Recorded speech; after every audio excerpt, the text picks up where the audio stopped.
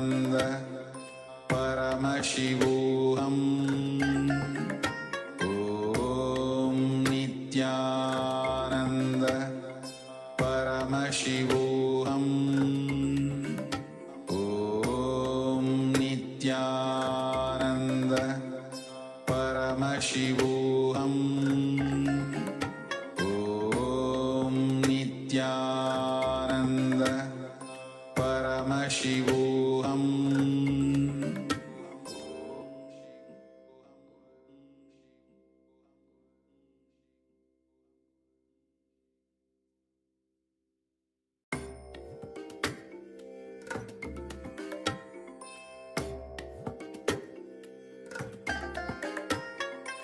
I bless you all. Let you all open all your three eyes and manifest the powers of Mahasadashiva. Om Nithyananda Paramashivoham Om Nithyananda Paramashivoham Om Nithyananda Paramashivoham Om Nithyananda Paramashivoham Om Nithyananda Paramashivoham Om Nithyananda Paramashivoham Om Nithyananda Paramashivoham Om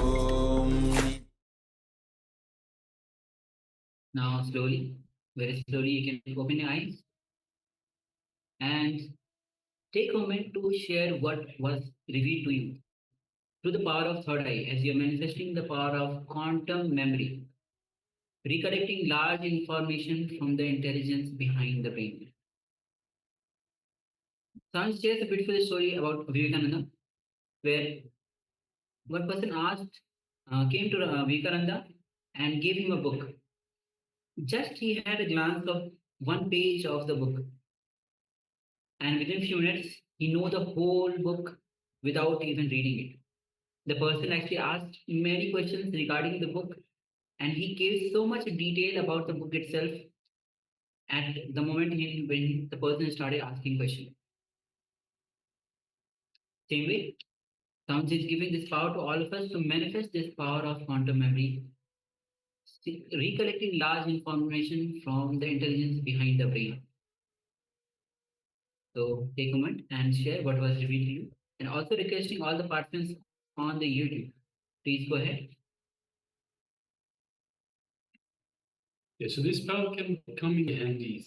So you can walk into a library and just, you don't have to waste time reading through the books themselves. You can go into a library, do some research, and just by looking at the book itself, just connecting with the book, you can download from the archives, from the cosmic archives directly, everything about that book itself. So suddenly the research for any topic becomes very, very quick, very short indeed. And there are many other applications that we can have for this particular power.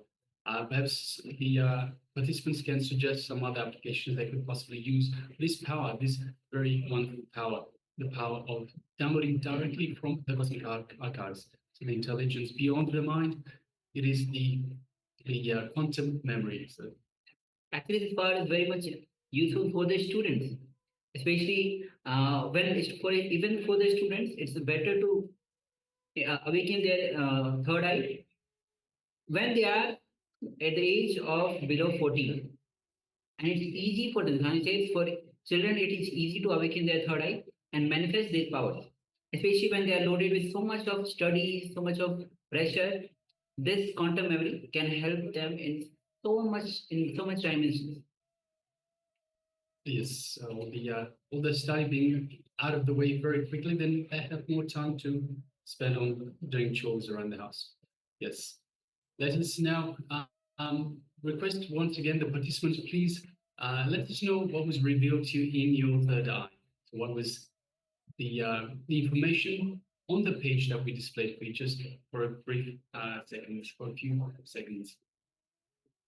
And shortly we will be reading through that page. So this was a page from the book Science of Living Enlightenment, book by the Supreme Pontiff of Hinduism himself.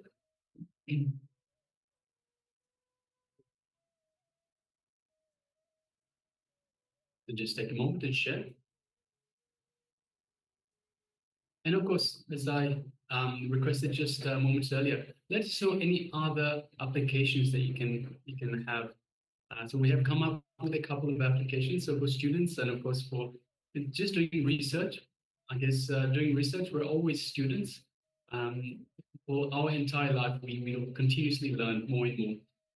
But any other applications for this superpower, let us know. What else can you see that we can use this power for? So just take a moment. And it's interesting, like power is given, but according to you, your situation, you can come up with so much of applications which are useful in your life, so that how you apply the same power in so many different ways. Like for example, the students can apply their to get rid of their work, their study load. So much of textbooks are being loaded to them, and that they have to memorize. With this power of quantum memory, simply just having a glance and they can read the whole book, download the whole book. The same thing can be done, for example, for recipes. So if you wanted to know a recipe in, or maybe all the recipes in a recipe book, just simply open it up, gaze to a particular page, download all the information directly from the cosmic archives, and you know everything. You can become an overnight chef. So many different applications. All right. So let's move to the verification. If you are still sharing what was revealed to you, you can go ahead and share. Meanwhile, we'll be showing you the page number 225 of the Science of Living Enlightenment, so that we can verify our manifestation.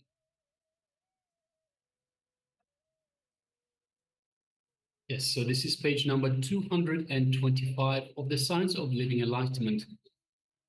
This page starts with the word authenticity. Next, this action is enriching.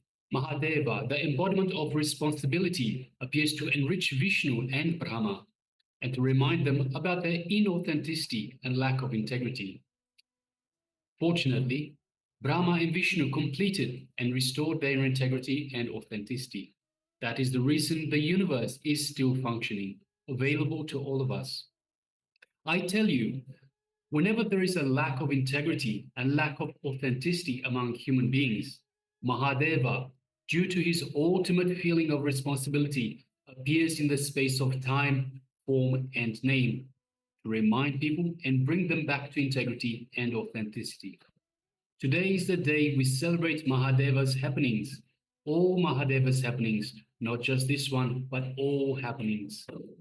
It is so beautiful to see our Sangha restoring their integrity and their authenticity and taking up responsibility and enriching themselves and the world. I can feel the joy that Mahadeva would have felt when Brahma and Vishnu restored their integrity and authenticity. I feel the same joy when Rudra comes into your life with destruction. Face him with integrity and authenticity. He is not your enemy. He is your own being, reminding you to get centered with authenticity and responsibility. He is Shiva, who is your very life, because he loves you, because he is the very you. He is causeless auspiciousness. So yes, that was page number 225 from the Science of Living Enlightenment by the Supreme Pontiff of Hinduism, Bhagavan Sri Nithyananda Paramashivoham. So yes, beautiful, beautiful book. Yes, and if you want to read, you can always go ahead and download this book and read. It's a essence of the Living Enlightenment book itself. And of course, the Living Enlightenment book itself is, Swami says, whatever I have said, whatever I have spoken is there. What I have not spoken, that also is there. Whatever I am going to speak is there in this book, this book of Living Enlightenment. That's why I worship the Living Enlightenment book as a daily. All right. So with this, we'll be moving on to a small technique that before entering into the Manomaya Kosha. So let's prepare ourselves to for technique to unclutch. So the whole day, Swamiji has been revealing on the unclutching. Unclutching, Swamiji has given this powerful technique to all of us to unclutch. In any situation you are, wherever, whatever is your situation, you can directly apply this technique of unclutching and unclutch from all the sufferings, any worries, any fears that you have. So let's enter into this revelation, this technique, short technique. Swamiji himself will be guiding us. So please be in the space of listening.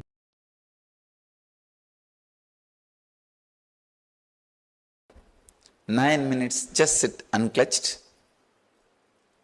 No meditation, no mantra, no concentration, just unclutch. Just close your eyes and unclutch. Let's use this fresh morning energy to unclutch. No sleeping, no mantra, just close your eyes, tie the ribbon.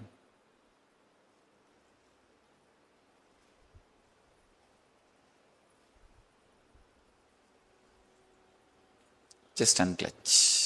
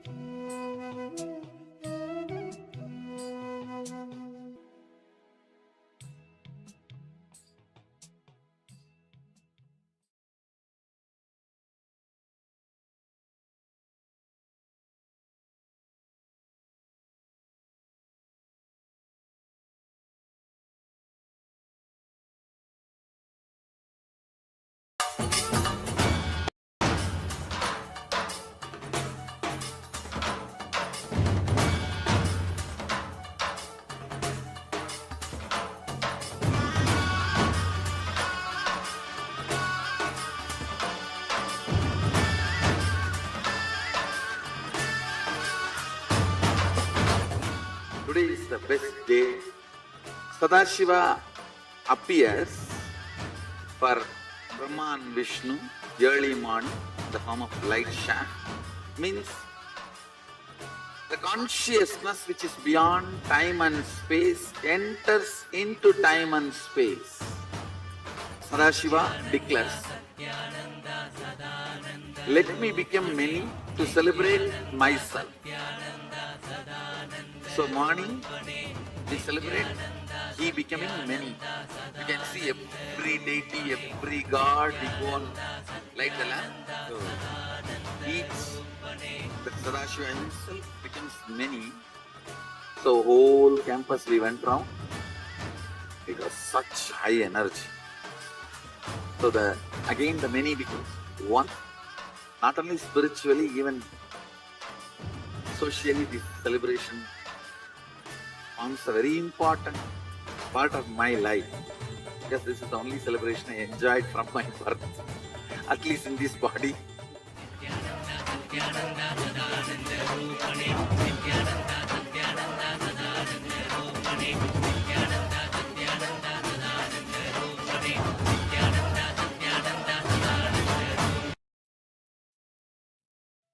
Yes. So this is the grand celebration of Kartikeya Deepam happening from 4th of December to 13th of December this year. So as Swami says, that Sadashiva decided to become many and to celebrate himself. That is Kartikeya Deepam. And when at the evening, Bharani Deepam is celebrated where many becomes one again. And Swamiji personally enjoyed this celebration, this festival.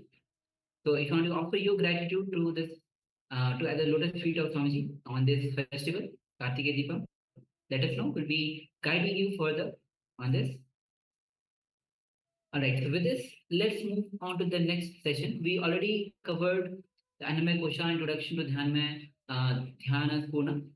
Now we'll be moving on to the Vijnanamaya Kosha. We had meditation techniques.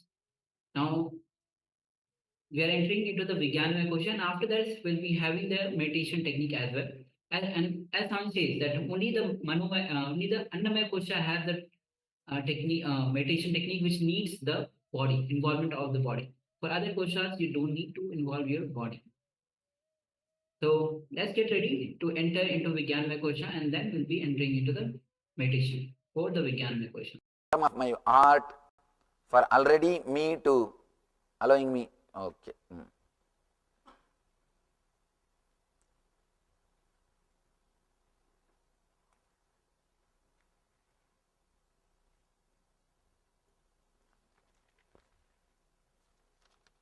Oh God. What is the difference between thinker and thoughts? Thinker actually doesn't exist. Thoughts sometimes exist. So, spaced out means absent-mindedness. Is it unclutched? No. Spaced out in a traditional sense doesn't mean being unclutched. We can say our own, spaced in. We can have our own word. Instead of spaced out, spaced in. Maybe that is unclutched. One chai shop wala is he is the guru for him. And one travel agent. All these fellows are guru for him. And he gives some press meet also there, sitting in Varanasi Ghat. What is impact of grahas? Oh God, who brought this graha and all?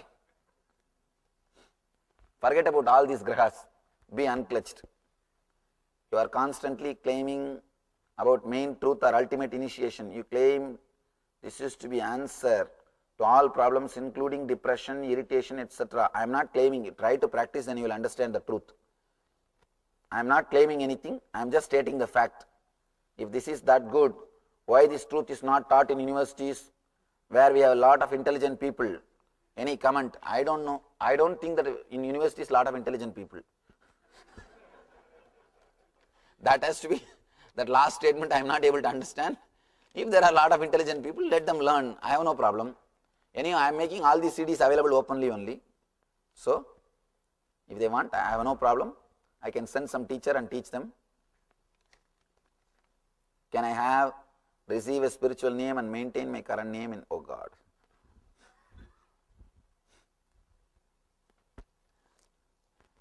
Time is also a shaft. Your concept about time is shaft. When you touch that zone, you are really entering into unclutched state. During meditation, when I was being unclutched, every moment I could not realize time. What do you think about this? I have nothing to think about it. You are really getting into meditation. Please elaborate the meaning of Sarvam Kalvidam Brahma. The same thing, when you are unclutched, when you unclutch yourself, you forget the identity which is you and which is Brahman. Now you have said it is not your words but your energy that we receive, that is important. You also said that when you gave Dhyanapurana in India, you did not even need to speak, not Dhyanapurana, Nithyanandam. You just sat in silence. In America, we play so much with words. It is hard for us to sit silent because you are trained to speak. That is a big problem. See these consultant fellows, they will not do anything except talking. I have all these consultant fellows in my ashram. No work goes on. When I come, they just give me presentation. And when I come again, next time again I will have one more presentation. I asked, what is going on? No, this is the way consultants work in America, Swamiji. In India, no project plan or no consultation. Simply things happen. Here only consultation goes on. No work happens. The most powerful parts of the last 2 days and the parts in which I was the most unclutched is when we sat in silence. It is so much harder to be unclutched when words are flying around the room. What to do? That is right. Actually, in silence you can be completely unclutched. And when you are listening also, why do you feel disturbed? Your disturbance is one more shaft. Why don't you unclutch now also? You can do. When you can unclutch in the silence, you can unclutch when you are listening to me also. When somebody is talking also. After hearing about unclutching, being unconnected, the mind is rejecting all thoughts. I am feeling emptiness. No thoughts seem worthy giving any thought. Why am I scared to stay in this emptiness?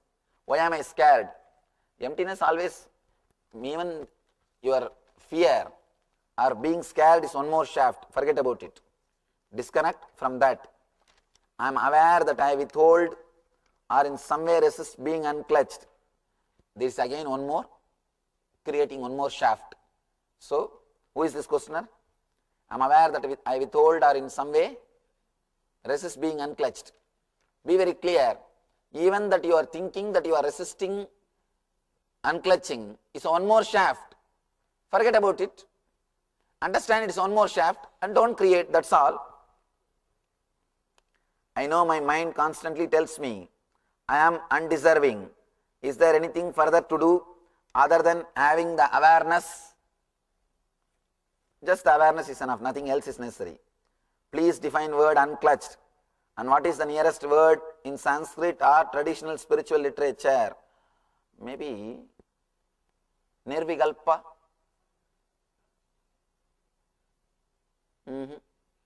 Sangha means in Sanskrit different. Your identity. Vikalpa can be the right word. Nirvikalpa. This is the closest. Because in Shiva Sutra I translated Nirvikalpa, that word only as unclutched. So, I have no mission, just to go around and unclutch people, that's all my mission is.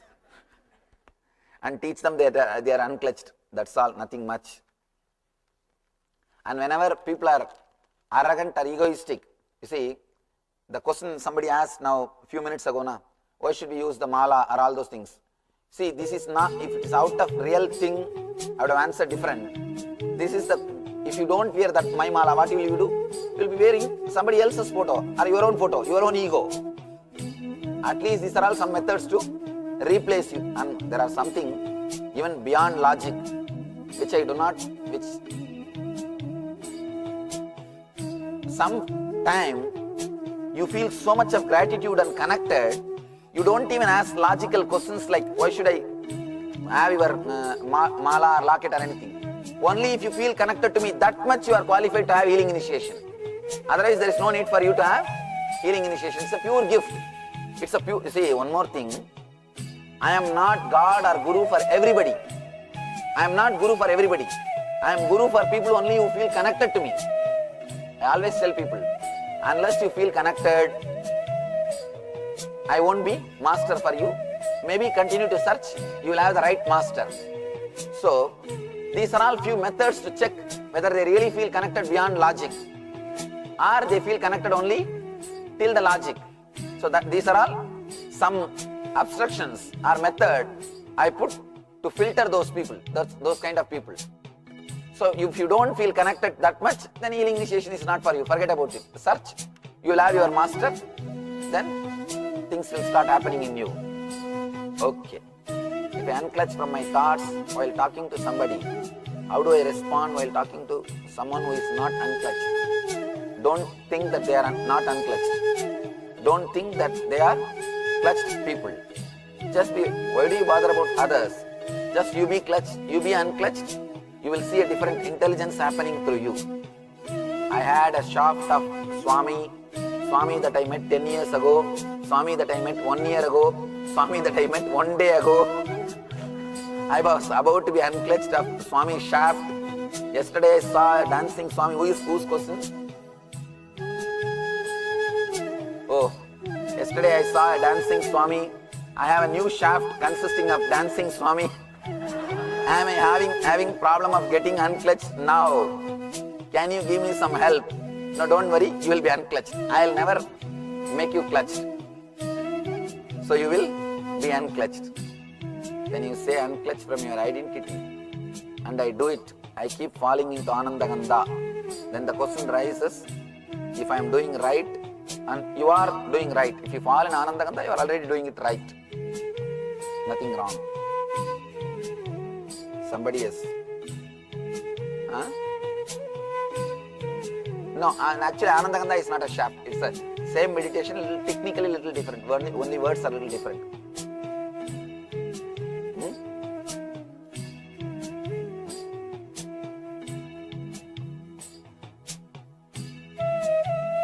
I can be unclutched or transformed in a second. I can be touched, moved and inspired. But I am failed to unclutch my wife at any cost. Can you help me? Yesterday itself I told you the answer. If I know the answer, why you think I have become Swami? You be unclutched, that's enough. That will take care of everything. Are you saying we should stop thinking completely? Action without thought can be dangerous. What do you say? I am not saying you should stop thinking completely. Be unclutched. Whatever thoughts has to happen, that will happen automatically. In the initial level only, when you are unclutched, as you feel as if no thoughts are happening. Suddenly you will understand, even after unclutching, whenever it is necessary, it is getting clutched, work is happening. Whenever it is not necessary, it is unclutched. Your mind is being used as instrument, not as a master. You will understand that. Even now, when you go out to eat, just completely be unclutched. Stand up in an unclutched way, go there in an unclutched way, eat in an unclutched way, you will understand what I am saying. While penning down the thoughts, we realize that the speed of thoughts cannot be captured by a pen, however it reduces. Question. Understanding that we are unclutched is fine and easy to practice concept. A glimpse of enlightenment is possible. It may take different time for each individual to achieve complete enlightenment. Through awareness of being unclutched, what decides this time for an individual? See, be very clear. If you are unclutched now itself you are enlightened. There is no separate time.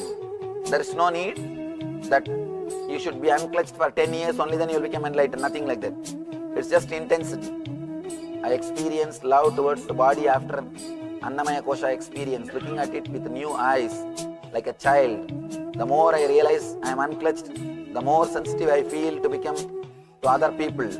Thoughts, because my own thoughts disappear. This disturbs sometimes or other times causes feeling of great love, connection and compassion. The body feels pure and sensitive. You are on the right track.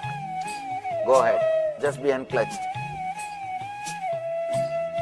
I experienced dropping many times, but then it is all darkness. I feel I am stuck in dark space. I desperately pray at that time. I feel I am stuck in ignorance. Be very clear. Dark space does not mean ignorance. That's a wrong idea taught to you. I can feel silence when I close eyes and try to go inside. I don't feel silence. How do you unclutch when you are angry? Angry or hungry? Hungry now you are. You can learn. Angry. When you are filled with anger, just be unclutched. Just see. The anger which you had 10 years ago, the anger which you had 9 years ago, the anger which you had 8 years ago, anger which you had yesterday and anger which you are having now, they are all unconnected, independent, individual incidents. Will unclutch mean not getting involved with a conversation or activity? No. That is again clutching with laziness, connecting with laziness. I am already a healer. I can Manomaya Kosha meditation. With Pranamaya, you are working with Prana. With Manomaya, same unclutching, but in the level of thoughts. It is not similar. It is, there is a difference. Little deeper you go. The first part of the program, it was somewhat resistant. After seeing you dance last night, it opened the path of the vibrational healing for me. I feel as though I go from being unclutched to being unclutched, being clutched to being unclutched, which is to me means bliss. Is it only through enlightenment that one feels unclutched at all the times? Who is this questioner? Be very clear. If you are unclutched, that's enough. You don't have to bother about enlightenment at all. I felt a deep peace during the session. I have never sat and watched things, thoughts, emotion, pains. In a way, it was liberation from mantra, concentration on breath, etc. Is this what you mean by unclutched? Not forcing anything and noticing, watching things happen like a movie. Thank you. Right. You are doing things properly. You have strongly explained the technique of unconnecting with unpleasant experience and people. However, the real issue is as to how gradually disconnect and disassociate with dearest and the people you love and depart peacefully. Please be very clear. Unclutching is not only with the people who are unpleasant. With people who are unpleasant, you can easily unclutch yourself. Unclutching is both. The same technique only for the dear and near ones or your enemies. Just unclutch yourself from the idea of enmity. You have excellently explained the technique of dissociating people, past experiences. However, the real issue, I think same question he has given. He didn't trust that I will answer later on, so I gave once more. Looking at a flower, person, or even you makes a whole lot of difference to me. After introduction to the idea of being unclutched, find myself disconnecting the old shafts each time. I appreciate and enjoy the people and objects around me more. I am excited about this new me. Thank you, Swamiji. Thank you.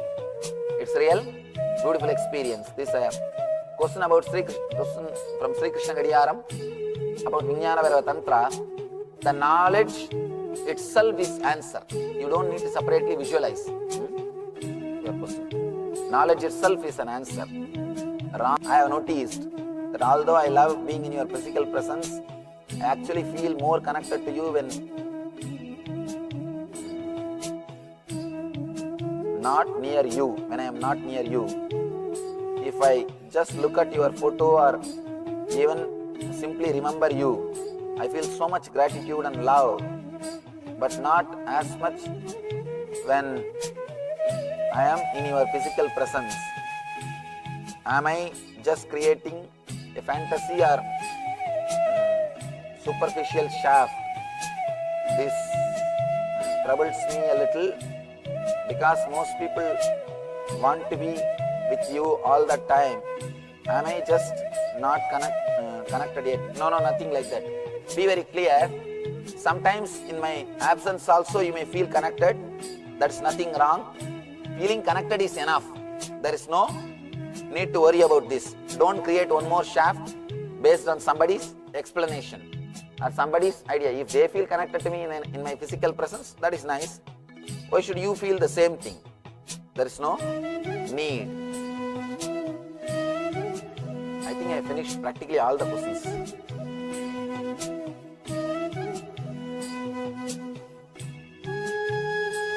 Yes. Now let's go into the meditation of Vijnanamaya Kosha. It is again same thing but little deeper. The Manomaya Kosha I was telling, don't even bother to get clutched or get unclutched. Now in the same way you will sit, but with the help of the master. Now I will also be helping you to churn your inner being. I will also be helping you to go inside to your inner space or to the space beyond the emotions. Please sit straight, close your eyes.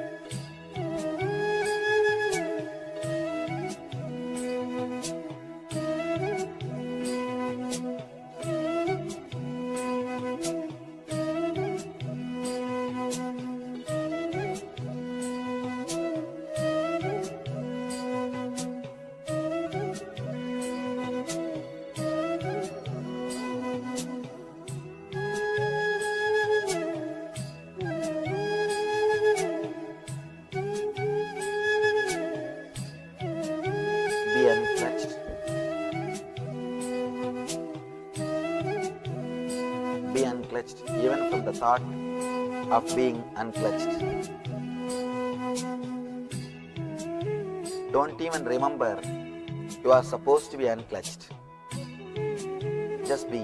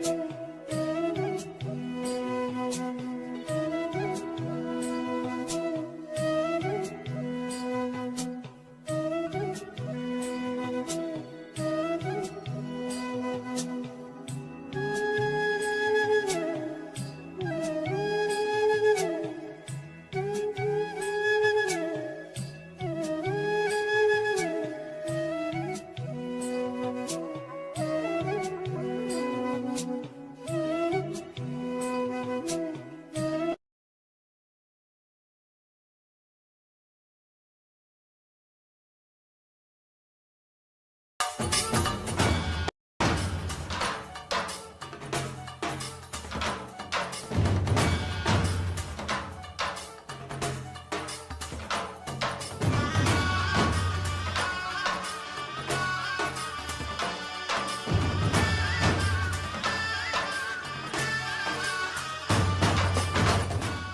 is the best day.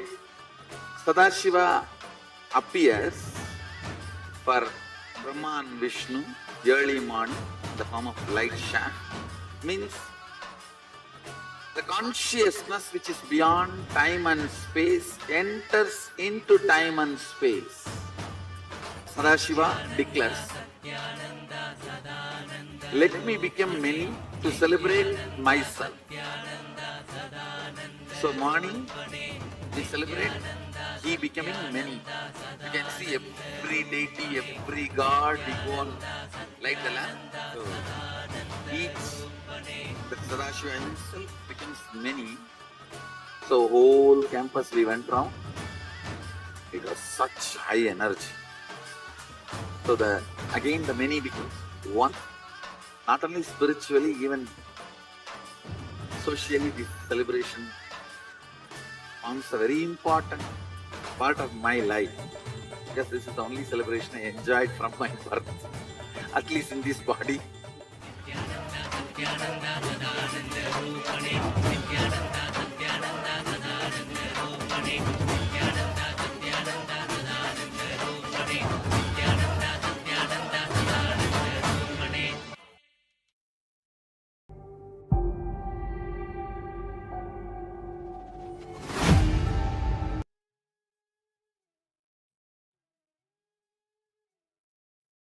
Yes, time of you. So this is the revelation by Swamiji on the Vijnanamaya Kosha, where with this, after this, we'll be entering into the meditation, visualization of expansion.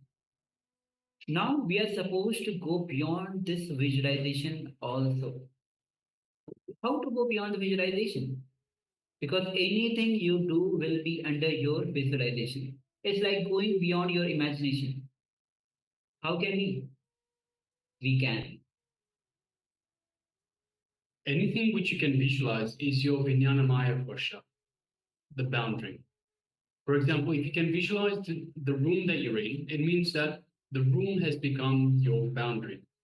If you can visualize the entire house or place in which you are, it means that place, that house, has become your boundary. If you can visualize the entire city that you live in, then the entire city has become your boundary. If you can visualize the entire country, the whole country has come inside your Vijnanamaya Kosha boundary. So it's all related to visualization, the level to which you can visualize. If you can visualize this whole planet, then the whole planet has come inside your boundary. If you can visualize the whole cosmos or the solar family comes into your visualization or Vijnanamaya Kosha. If you start expanding and visualize the whole cosmos, what will happen? At some point, your visualization has to break. It has to give way. As you're expanding your visualization, at some point it has to break and give way. Sometimes it will give way only when you try to visualize this whole country. Other times it'll give way the moment you try to comprehend the entire planet.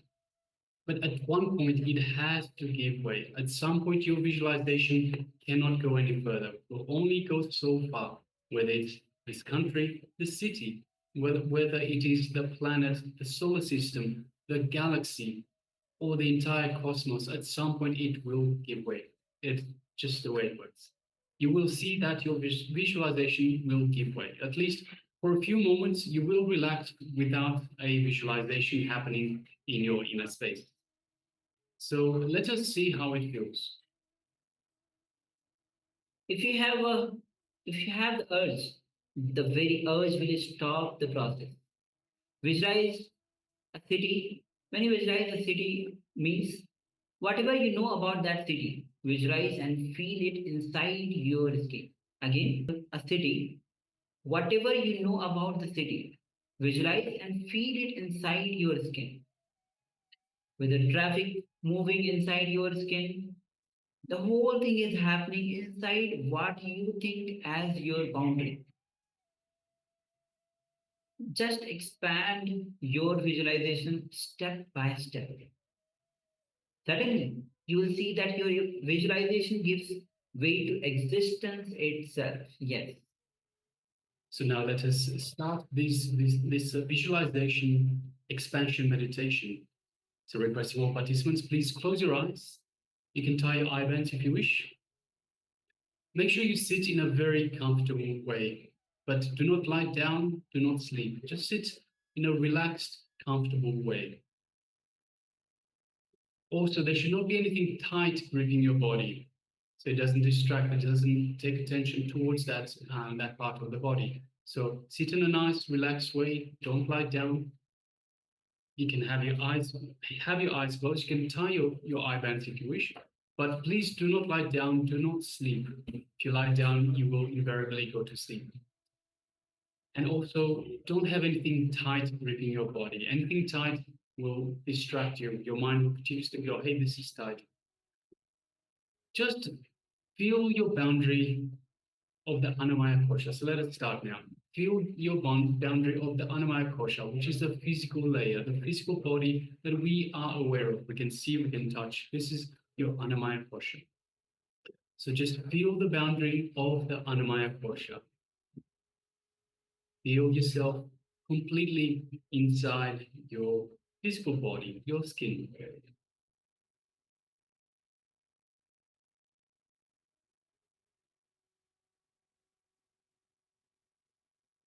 Just take a moment and completely feel yourself within this boundary of the physical body, of this physical layer.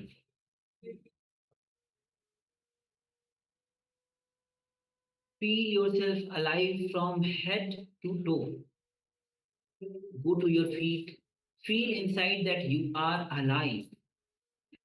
You are alive inside your feet. Feel yourself completely alive inside your skin. Your head, your toes, your hands, your fingers, you feel yourself alive everywhere.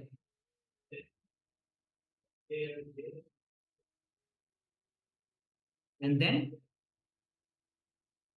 now expand to your pranic layer, about 10 feet around you. So the pranic layer, just feel it 10 feet around you.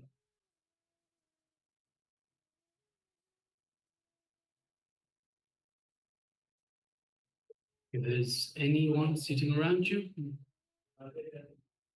they are all inside you at this moment, as we've expanded to 10 feet around you. Anyone within that 10 feet radius is sitting inside you. Just feel that expansion 10 feet all around you. Feel that you are expanding up to your pranic layer, up to this space where you can feel the smell. Feel that anyone and anything that is within that 10 feet radius are all sitting inside you. Just take a moment and start feeling that you have expanded to your pranic layer, the space where you can still feel the smell. Around 10 feet all the way around you, every angle. Anything within that 10 feet radius is inside you, sitting inside you, inside your boundary.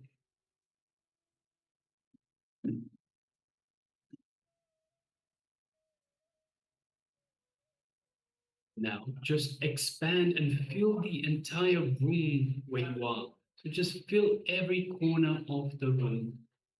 Feel that you are filling every corner of that room. So have a look around. Feel the entire room you are in.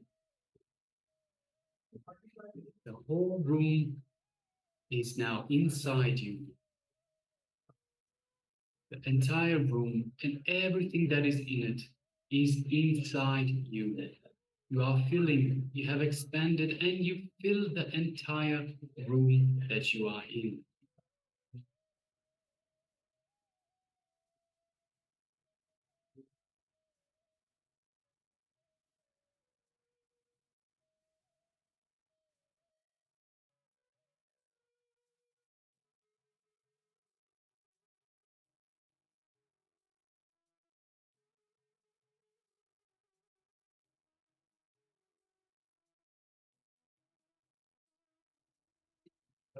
Now expand and fill this whole building where you are. And see very clearly the whole building is inside you. Expand your space.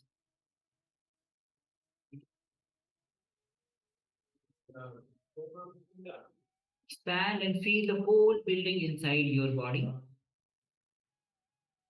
What you think as your boundary is now around the entire building. The entire building is alive within you. Entire building is alive in your skin. Whatever is happening in that building, you are experiencing it because it is happening inside you, inside your boundary, inside your skin.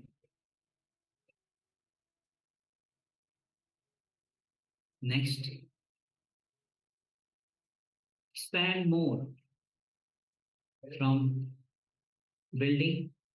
Expand your boundary to the whole street. See that the whole street is inside you.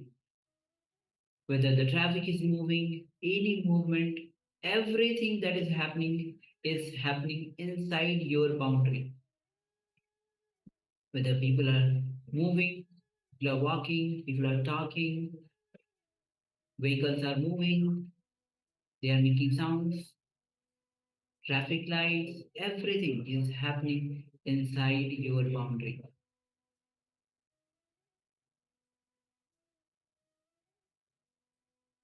Feel every inch of the street. Feel every corner of the street to be inside of you.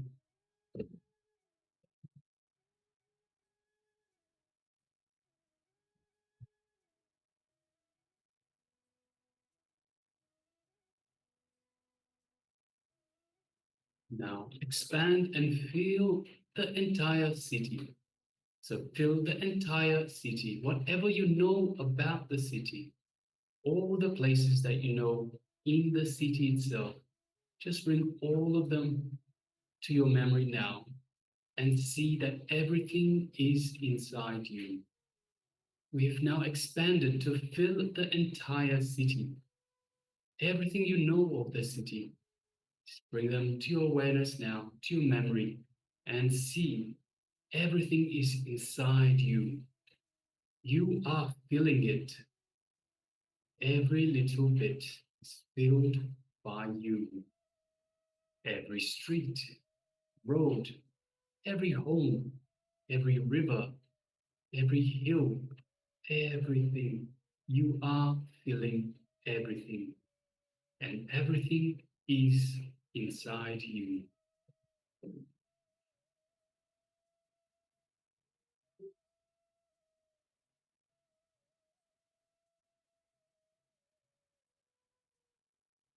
Now expand further and fill all the corners of the country where you are in. Expand your boundary to the whole country itself. And all the people inside the country are happening. It's happening inside your boundary. Whether it is the vehicles, whether it is the various houses, people, any activity that is happening in the whole country itself is happening inside your boundary. Whatever you know about the country, bring it back to your visualization and see that you are filling all those spaces. everything is inside you. All the four corners of the country is inside your boundary. Feel that everything is inside you. All the movements, everything is inside you. You are feeling everything.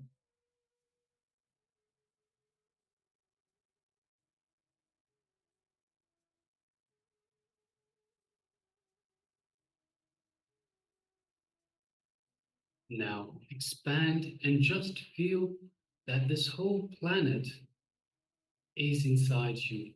The entire globe, the whole world is inside you. Whatever you know about the planet, all the places that you have heard about or seen, wherever your memory can penetrate, expand to cover it. Let the whole thing be inside your inner space. Experience all the places inside your boundary, inside your skin, inside you. Expand. Let everything be inside you. Feel the oceans, feel the mountains, rivers, cities, everything to be inside you.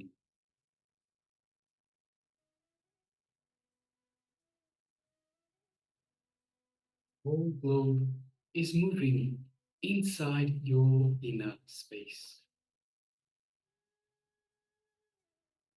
Now expand further so that the whole solar system is inside you.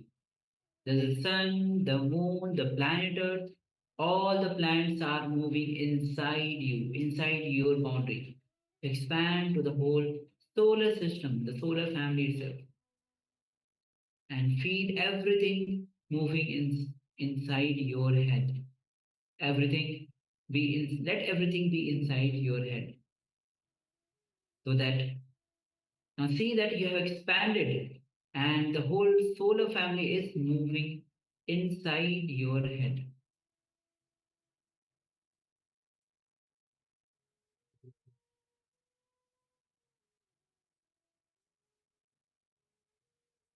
Now, let us expand even further. Let the whole cosmos be inside you. The whole empty space. Light covered by light. Darkness covered by darkness. Big bangs and black holes that are happening. Whatever you know as the cosmos, expand and allow it to be inside you. Continue to expand. Feel the bliss in you. Feel the immense lightness in you. Feel the expanse of bliss inside you.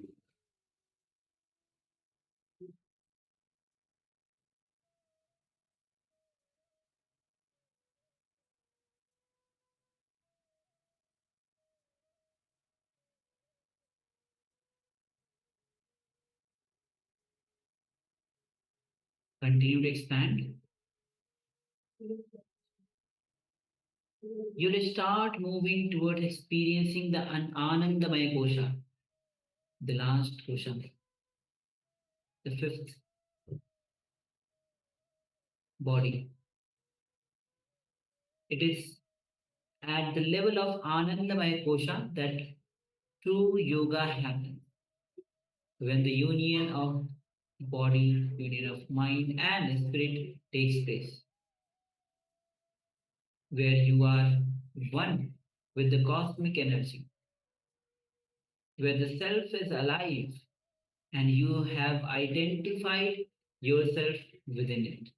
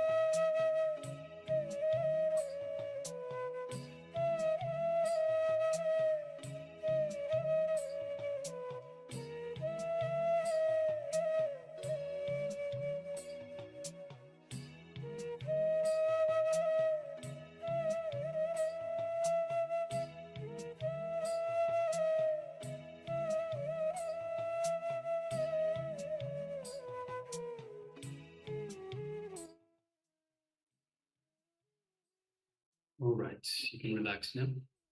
So that is a wonderful meditation technique to expand our consciousness, expand our boundary into different layers, different koshas, all the way through to the Anamaya kosha, the last kosha, where we are one with the cosmos. We are one with the superconscious energy that is Paramashiva. So it is a beautiful visualization meditation for this very purpose. All right, next, let us move back to the next segment is, of course, the power manifestation. So let us move back to the power manifestation, where today we are looking at the power of quantum memory.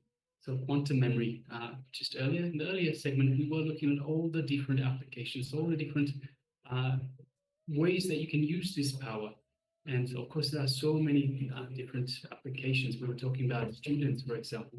Students can just pick up the course book, and within minutes they can know everything about the course book itself.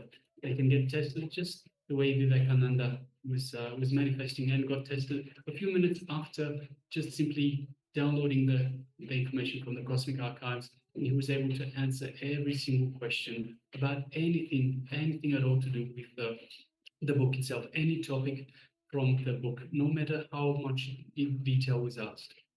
So in the same way, students can very much use this power, this manifesting this power.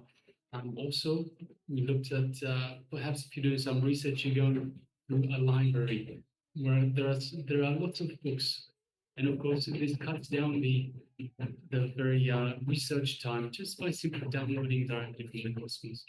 Of course, also another application we mentioned was, of course, in the kitchen. You want to know how to make certain recipes. You can have a recipe book and just download all the information. You can become a chef just overnight.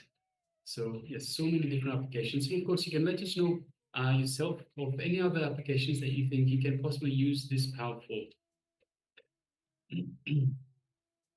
Now let us get ready to enter into this power manifestation. So once again, we will display, just for a few seconds, we will display a page from the book, The Science of Living Enlightenment by the Supreme Pontiff of Hinduism, a wonderful book. And just by gazing at it, not reading it, not engaging the mind, just by gazing at it, connecting to it, we will be able to download the information and say what the book is about, what the information that is being displayed on the page, what that is.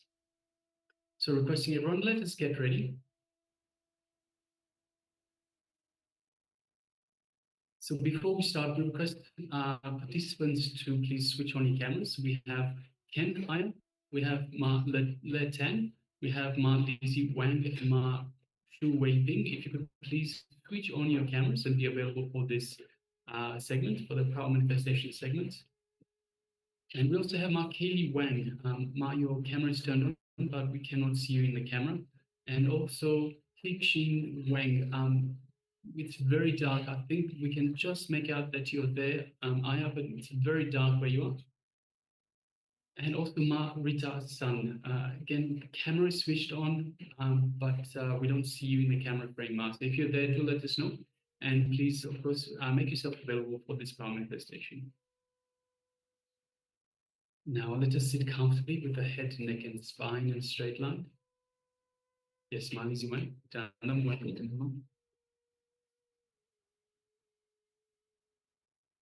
And let us just unclutch. So let us just take a moment and unclutch.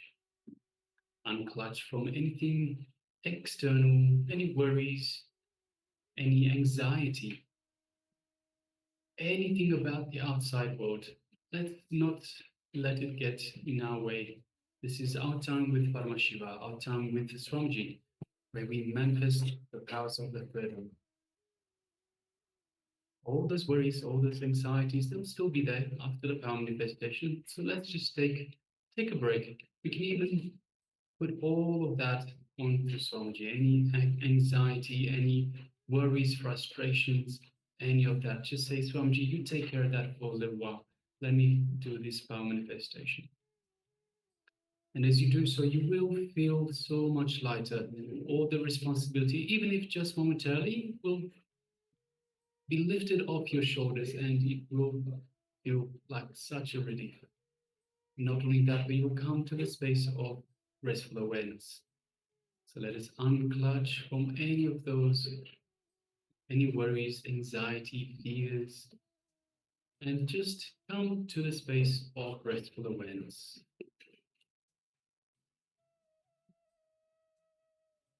Now we'll be displaying the page from the Science of Living Enlightenment, the book by the Supreme Pontiff of Hinduism, just for a few seconds. So requesting everyone just gaze at the page, don't try to read it, just connect with it, and that's it. So now that you've got a feel for the page, for the information without reading it, you can go ahead and connect with Swamiji and ask Swamiji to give us the information that is behind that page. So let us once again sit comfortably with the head, neck, and spine in a straight line. And let us invoke Swamiji in our inner space. So this is the space where it is just for yourself and Swamiji. That special place where nothing else exists. Nothing else is a reality, just yourself and Swamiji in your inner space.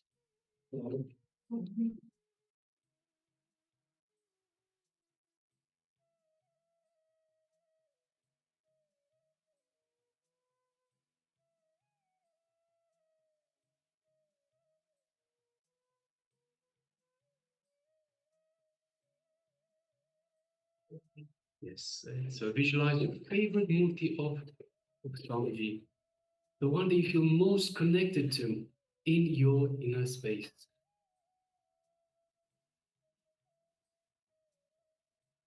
And as you connect to Swamiji, feel his love, his compassion, his infinite grace just showering upon you.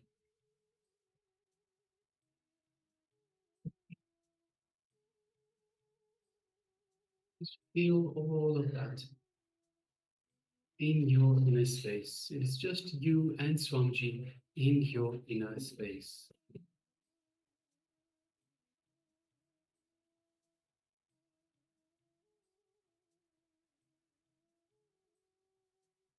Now, let us move our gaze just gently to the third eye. And through the third eye, let us visualize Swamiji and look into Swamiji's third eye. And as you do so, you feel a connection, an energetic connection from Swamiji's third eye into your third eye.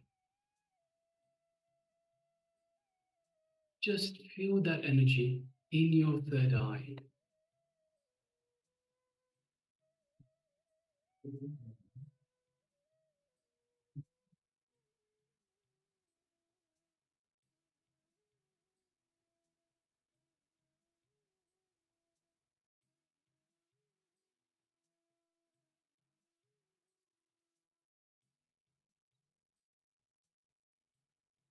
And from this space of oneness with Swamiji, let us put the page in our third eye, so the page that we connected to earlier, let us put it in our third eye.